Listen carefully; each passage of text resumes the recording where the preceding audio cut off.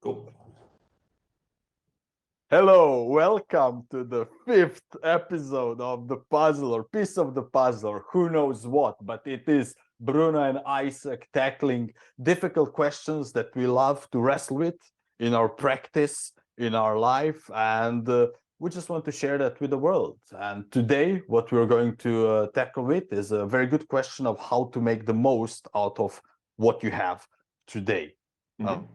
Be it making a dish, but we are going to be focusing mostly from business. business perspective. As always, we allow ourselves 10 minutes and sometimes a second here or there of cheat time. So to keep us accountable, gonna hit start on a stopwatch. And Go. Isaac, you're gonna open us up with your thoughts and experience with making the most with what you have. I think it's a great phrase. There's also another phrase which is similar, goes in the same vein. It's work with what you have. And I remember when I used to work for a big multinational, it was one of the core tenets of entrepreneurship or entrepreneurial thinking in this organization, because typical Germanic culture, not really big on doing things in a more flexible way, but they want to do everything perfectly as possible. And so one of the core tenets of entrepreneurial thinking in this company was work with what you have. I mean, yeah, you wish you would have more time for testing. You wish you would have done an even better job of understanding customer needs. You wish you would have had the better supplier to deliver everything on time, on quality, on everything. But you don't have this, and you cannot count on having it. So I think it's more of a working. So how to make the most of what you have? For me, it's more a question of resilience and craftiness than a question of, oh, I have too little resources, what do I do now? So it's less a matter of efficiency and more of a matter of being truly entrepreneurial, figuring out ways to do things. But this means focusing on what really matters and not what you think matters because of some process, because of somebody who told you that you have to do this way, or because some other company does it this way. Mm-hmm. Yep, I agree. What I also have found for me very important distinction, because both of those are make with what you have. So there is case A, where you're trying to achieve something, launch a new product. There's this project that we must deliver.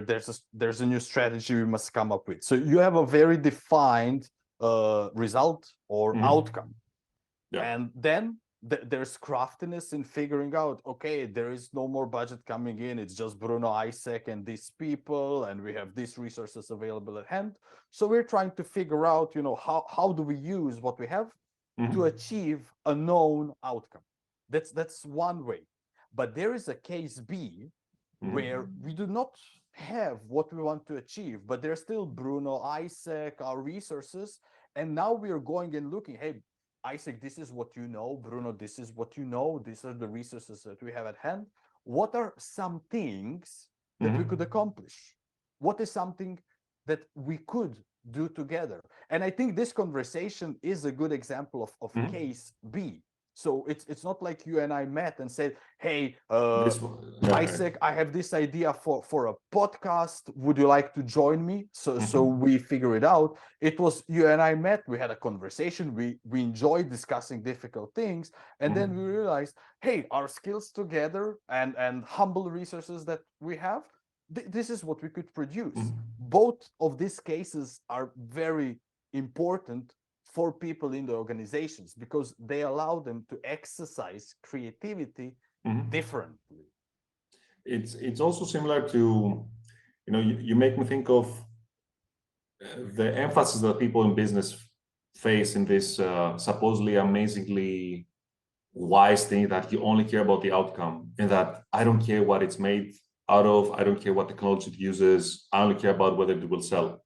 So yes, this whole criticism of you don't just build something like a software and then people will flock to your software. It is often used as a criticism towards those who mistakenly, sometimes they have the mindset that, oh, I will just focus on building my thing, and then why don't people buy it? It's so fantastic. And this gets perverted into always thinking of what do people need, and then I will give it to them. And it's also a false dichotomy. I think we've discussed a couple of times. Most of the things we discuss in those segments is always that there's A versus B, and it's neither A nor B by itself. So how to make the most of what you have is also saying, look, we have a technology that we have in our portfolio. We have used it for something. What else can we do with it? And we have this now. We have this technology platform, for example. Could we perhaps use it for something else? People would then say, oh, it's technology push. That's you need to do market pull. But why? I also used to think this way after the MBA. Is like coming from technology space, I turned very hostile towards my prior geek self, who was all about technology. But that's also a swing to the wrong direction, because then I swung back towards the middle, where I say, doesn't matter where you start. Maybe you have a fantastic pull from the market. Use it. Maybe you'll find yourself sitting on intellectual property ideas. Brilliant people have great capabilities, who have something they could build so that they can go out to the market and try it. It's another false dichotomy with this market pull, technology push. It's BS, right? It's sometimes more of this or that. Maybe sometimes what you bring out doesn't need much of this and needs more of that. But this hostility that I've sensed, also I've perpetrated it mentally towards the tech push, let's call it this way, is counterproductive, because maybe what you have is technological capabilities. Maybe what you have is a great business idea. Is it worth nothing without technology, or worth nothing without the business side?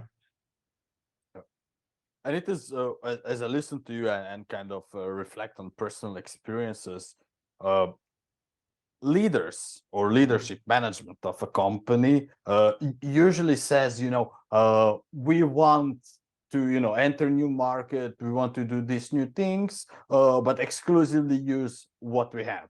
Mm-hmm. But the thing is that they forget that companies are dead entities. So you might have 10,000 or 100,000 employees, but there's only one Bruno Pesces, there's only one Isaac, oh my God, pronounce your surname. Isaac Tzalikoğlu. Okay. So there's only one of each of us, and you cannot claim that your company has that resource at that scale if others don't know of us, and if we don't know of others. So first thing is that companies assume that every employee knows what are actually available resources of the organization. And here, in addition to resources, I also mean other human capabilities. So there is a job that management must do in actually educating the employees to help them connect the dots. It is very easy. I like to use the metaphor of actually making a dinner, right? So if you ever went to your fridge when you were hungry and you just made dinner out of the food leftovers and whatever was inside, you have everything you need to make the most out of with what you have. But it's easy because in the fridge you see all the ingredients, and then you can look up recipes if you feel like it. So you can combine. I like that a lot. You can go and look for processes, and you can come up with something.